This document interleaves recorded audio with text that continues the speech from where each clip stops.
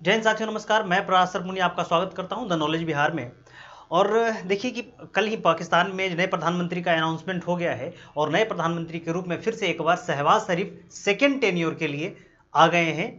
और ये जो है पूरे पाकिस्तान के जो है अभी तक जितने प्रधानमंत्री हुए उसमें 24वें प्रधानमंत्री के रूप में शपथ लेंगे। आज ही जो 4 मार्च है, जब मैं वीडियो रिकॉर्ड कर रहा हूँ, उस समय तक उन्होंने शपथ लगभग ले रखा है। तो आज ही जो 4 मार्च दिन इनका शपथ ग्रहण है। और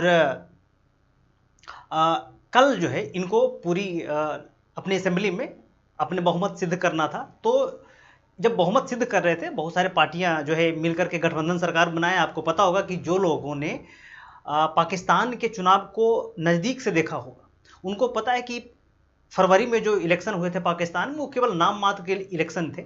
उनमें कोई न पारदर्शिता थी और ना ही उस प्रकार का इलेक्शन हुआ करते थे पहले पाकिस्तान में जिस प्रकार के इस बार इलेक्शन हुए हैं।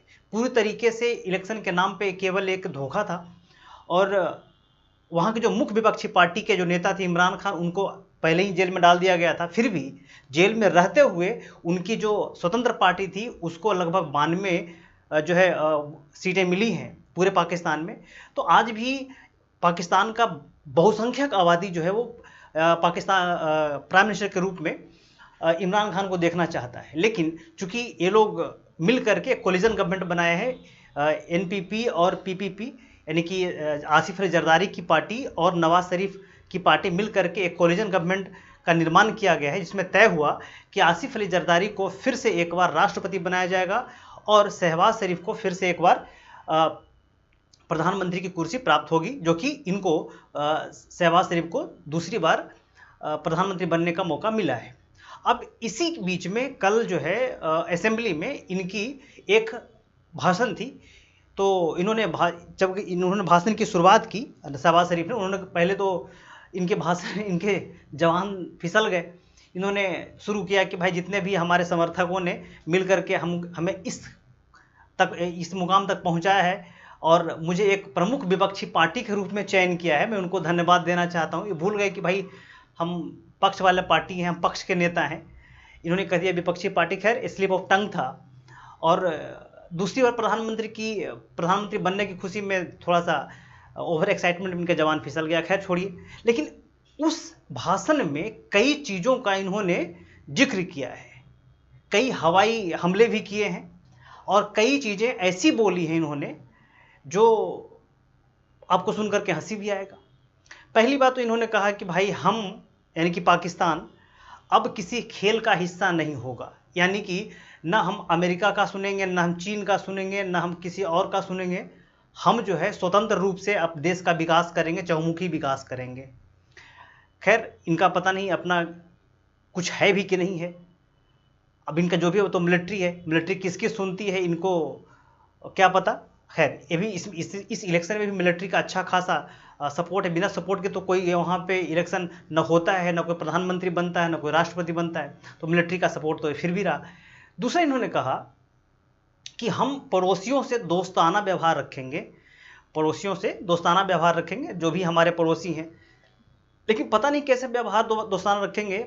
इंडिया से इनका रिलेशन बढ़िया है नहीं। अभी जैसे ही वो जो है इनको प्राइम मिनिस्टर घोषित किया गया, जैसे उन्होंने कहा कि फिलिस्तीन और जम्मू कश्मीर को हम आज़ाद करवाएंगे, और फिलिस्तीन की तुलना जम्मू कश्मीर से कर रही। ये भूल गए कि फिलिस्तीन का मामला कुछ अलग है भाई, है ना। फिलिस्तीन जम्मू कश्मीर नहीं है, जम्मू कश्मीर तो हमारा है, इंडिया का है। और भारतीय सरकार ने ऑलरेडी पहले कर रखा है कि अब जो है जम्मू कश्मीर में 370 वगैरह पर बात नहीं होगी, अब केवल पीओके पे बात होगी। तो इनके दिमाग में ऑलरेडी पहले से ही डर बसा हुआ है कि भारतीय सरकार कुछ ऐसा वैसा न कर दे कि इसमें फंस जाए। दूसरा इन्होंने कहा है, एक बहुत हास्यास्पद बात बोली है इन्होंने, कि पाकिस्तान की अर्थव्यवस्था को हम G20 में लेके जाएंगे, G20 में शामिल करेंगे। पता नहीं कैसे, कौन नशा करके सोते हैं, कौन नशा करके उठते हैं, बहुत सस्ता नशा करते होंगे ये, तभी तो ऐसी बातें बोली। अरे भाई, पाकिस्तान की जो GDP है उतना तो हमारे टाटा की GDP है, टाटा कंपनी की। 341-42 बिलियन डॉलर इनकी टोटल इकोनॉमी है, उतना टाटा की हमारे जो है 365 बिलियन डॉलर का है। तो अब कैसे जो G20 में पाकिस्तान को शामिल करेंगे, तो हो सकता है कि कुछ ऐसा उनके यहाँ तो जिन भी चलता है पाकिस्तान में। खैर, तो ऐसी बातें कही।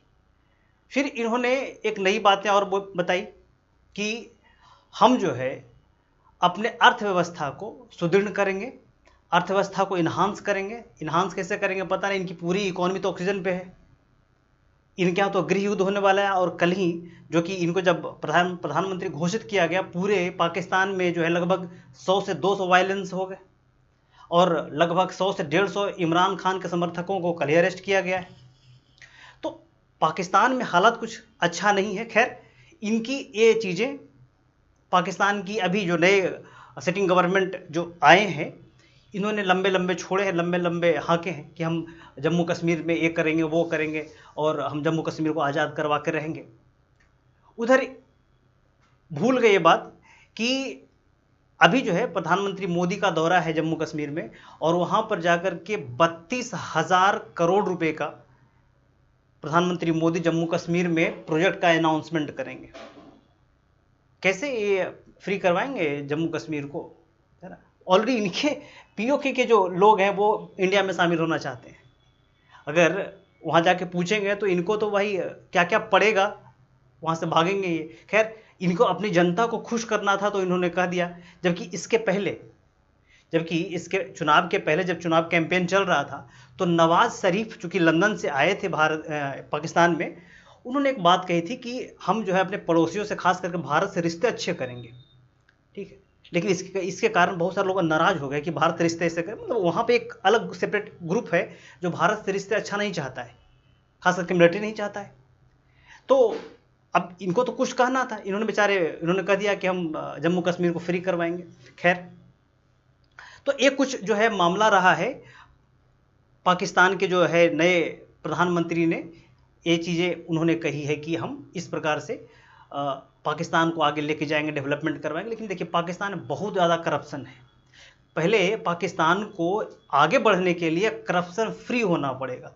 हर जो है जगह पे पाकिस्तान में करप्शन है।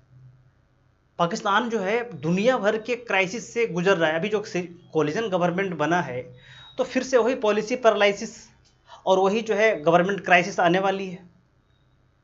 ठीक है, दूसरी बात है कि पाकिस्तान में ऑलरेडी गृह युद्ध जैसा माहौल है, क्योंकि वहाँ के जो सबसे पॉपुलर लीडर इमरान खान, उसको आपने जेल में डाल रखा है।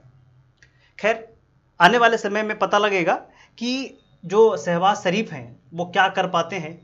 इन्होंने बड़े बड़े दावे तो किए हैं, और इन दावों का क्या होता है वो तो आने वाला समय ही बताएगा। और जैसे ही इस पर कोई और नया डेवलपमेंट आता है तो बिल्कुल हम आपके लिए एक सेपरेट वीडियो अपलोड करेंगे। लेकिन उसके पहले मैं बता दूं कि जम्मू कश्मीर में अच्छा खासा डेवलपमेंट हो रहा है भारत की तरफ से। भारत की तरफ जो जम्मू कश्मीर है उसमें बहुत सारे रेलवे प्रोजेक्ट बन रहे हैं, बहुत सारे टनल बन रहे हैं, बहुत सारे जो है रेलवे क्या कहते हैं कि हाईवे कॉरिडोर बन रहे हैं। आपको पहले वैष्णो देवी जाने में, अमरनाथ गुफा जाने में बहुत सारे जो है हर्डल थे। अब तो आप देखिए वंदे भारत एक्सप्रेस भी कटरा तक जाने की फिराक में, वहाँ तक भी पहुँच जाएंगे। आप देखिए कि चिनाब नदी पर दुनिया का सबसे ऊंचा पुल बन रहा है। तो उधर आप देखिए कि 32,000 करोड़ का जो अभी ये है प्रोजेक्ट है जो प्रधानमंत्री मोदी वहाँ पे अनाउंस करने वाले हैं। तो इतने डेवलपमेंट जम्मू कश्मीर में है। अब बिल्कुल सरकार का एक जो ये है प्लान है कि अब बाकी जो 370 है या 35 है, ये सब पर अब बात नहीं होगी, अब पीओके पर बात होगी। और उम्मीद है कि जल्द ही पीओके हम लोग का होगा। चलते हैं, नेक्स्ट वीडियो में मिलते हैं आपसे, तब तक के लिए धन्यवाद।